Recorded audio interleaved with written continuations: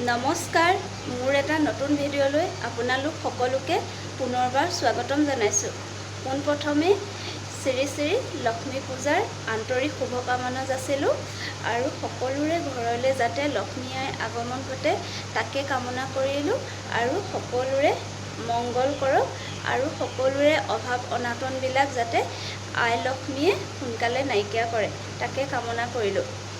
ময়ো আজি সৰু সুৰাকৈ লক্ষ্মী পূজা ভাগ পাতিবলৈ লৈছোঁ। বৰ বিশেষ ডাঙৰকৈ নহয়, যিহেতু কোৱাৰ্টাৰত ঠাই কম হয় সেইবাবে সৰু সুৰাকৈ হয়। আৰু আজি মই কেনেধৰণে পূজা ভাগ পাতোঁ তাকে ভাবিলোঁ আপোনালোককো দেখুৱাওঁ। আশা কৰিছোঁ আপোনালোকে ভিডিঅ'টো শেষলৈকে চাই থাকিব আৰু ভাল পালে লাইক কৰিব, কমেণ্ট কৰিব, লগতে মোৰ চেনেলটো ছাবস্ক্ৰাইব কৰিবলৈ নাপাহৰিব। এতিয়া মই গা চা ধুই আজৰি হৈ আহিলোঁ আৰু ডাঙৰটো ল'ৰা স্কুল গ'ল। আজি স্কুল যোৱা কালিৰ পৰা খুলিছে, আজি এবেলা হ'ব, গতিকে দেউতাকে চাহ খোৱা টাইমত এতিয়া আহি থ'বলৈ গৈছে আৰু সৰুটো আৰু মই আছোঁ। এতিয়া মই পূজাৰ বাবে মাহ প্ৰসাদখিনি তিয়াই ল'ম আৰু কি কৰোঁ আপোনালোককো দেখুৱাই যাম। আপোনালোকে চাই যাব ভিডিঅ'টো শেষলৈকে। তেন্তে ভিডিঅ'টো আৰম্ভ কৰোঁ, আহকচোন।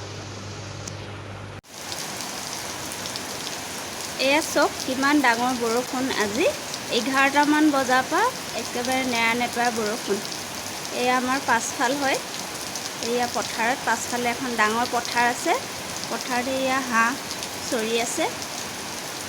বৰষুণ জাক এৰাৰ নামেই নোলোৱা হ'ল।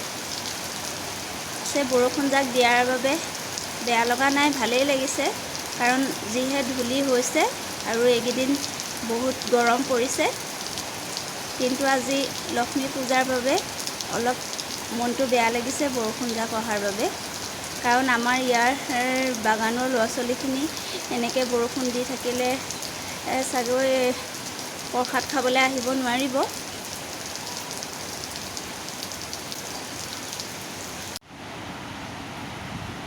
মই এতিয়া কেঁচা পিঠাগুড়ি লাডু কেইটামান বনাম, কেঁচা মিঠৈ। যিহেতু লক্ষ্মী মায়ে বগা বস্তু ভাল পায় সেইবাবে মই কেইটামান কেঁচা মিঠৈ বনাবলৈ লৈছোঁ। ইয়াৰ বাবে এয়া মই কেঁচা পিঠাগুড়ি আৰু এয়া নাৰিকল লৈছোঁ, কেঁচা গাখীৰ, তাৰপাছত এয়া চেনি মই পিচি লৈছোঁ।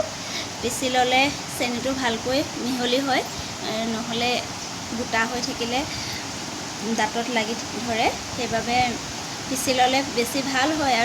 আৰু এয়া গৰু ঘিউ।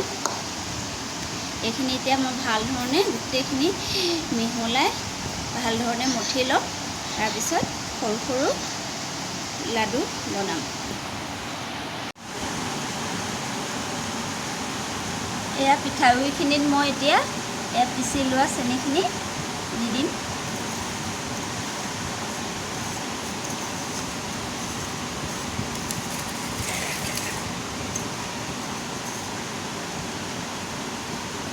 এইখিনি ভাল ধৰণে সানি ল'ম।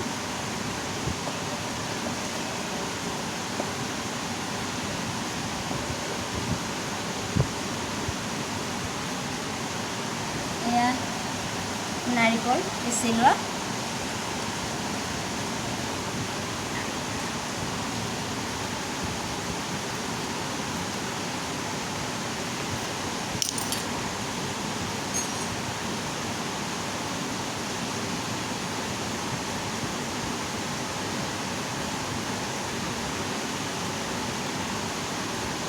গৰু ঘিউ আপোনালোকৰ ইচ্ছা অনুযায়ী গৰু ঘিউ দিব পাৰে।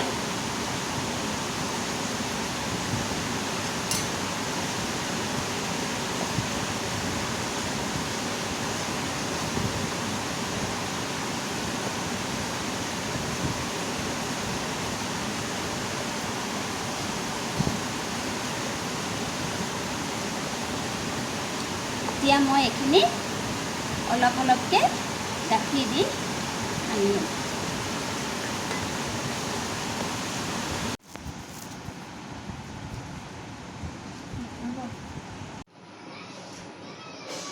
আকৌ এবাৰ স্বাগতম জনাইছোঁ। এতিয়া সন্ধিয়া হ'বই হ'ল। মই গা চা ধুই আজৰি হৈ ঘৰৰ চাফ চিকুণ কৰি ল'লোঁ। আকৌ এবাৰ ৰাতিপুৱা কৰা হৈছিলে, তথাপিও আকৌ এবাৰ কৰিলোঁ, যিহেতু অহা যোৱা কৰি থকা হৈছে এওঁ কামৰ পৰা, ল'ৰা স্কুলৰ পৰা, সেইবাবে আকৌ চাফ চিকুণ কৰিলোঁ। তাৰপিছত এতিয়া মই পূজাভাগ মানে প্ৰাৰ্থনা কৰাৰ আগতে ভাবিলোঁ আপোনালোকক মই কেনেধৰণে সজাইছোঁ শৰাইভাগ তাকে দেখুৱাওঁ। নাজানো ভালদৰে কৰিব, তথাপিও চেষ্টা কৰিছোঁ আৰু ইমান নিয়ম নীতিবিলাক নাজানো। আগতে যিহেতু মাহঁতে সকলোবিলাক কৰে, আমিবিলাকে নকৰোঁৱে, সেইবাবে ইয়াত এতিয়া সকলোবিলাক কৰিব লগা হৈছে। ভুল ভ্ৰান্তি হ'বও পাৰে। যদি কিবা ভুল দেখে আপোনালোকে কমেণ্ট কৰি জনাব, আগলৈ শুধৰাবলৈ চেষ্টা কৰি যাম। তেন্তে ব'লক মই কি ধৰণে কেনেকুৱাকৈ শৰাইখন সজাইছোঁ। আৰু যিহেতু মোৰ গোঁসাই ঘৰ বুলিবলৈ বেলেগকৈ নাই, পাকঘৰতে আমি প্ৰাৰ্থনা কৰোঁ, তাতে অকণমান জেগা তাতে মই ঠিক কৰি লৈছোঁ। ব'লক তেন্তে আপোনালোককো দেখুৱাওঁ। মই আজি এনেধৰণেই সজাই লৈছোঁ। এইফালে শৰাইত মাহ প্ৰসাদ সজাই লৈছোঁ আৰু ফল মূল আছে, এয়া কেঁচা মিঠৈ আৰু আছে এইফালে জেলেপি।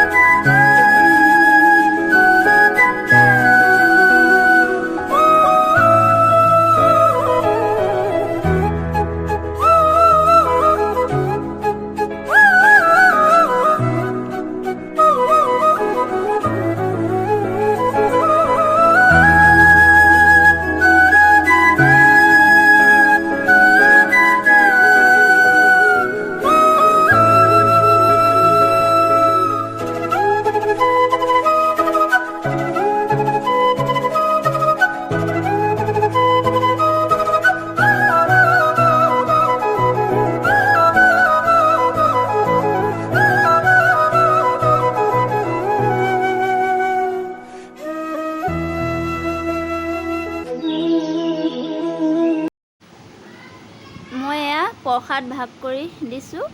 এয়া গুডলু আৰু গুডলুৰ লগৰ আমাৰ ঘৰৰ ওচৰৰে হিমাংশু আৰু লয়ন, আৰু ডাঙৰটো আছিলে কাষতে, সি ওলাবলৈ লাষ্ট, গতিকে নোলালে ভিডিঅ'ত। এয়া আমাৰ বাগানৰ ল'ৰা ছোৱালীবিলাক আহিছে, এয়া প্ৰসাদ দিছোঁ। যিহেতু সিহঁতৰ গোটেইকেইঘৰলৈ যায় আমাৰ বাগানৰ কোৱাৰ্টাৰত, সেইবাবে সিহঁতি ৰ'বলৈ সময় নাই, থিয়য়ে লয় প্ৰসাদ আৰু এনেকৈয়ে খাই যায়গৈ আৰু।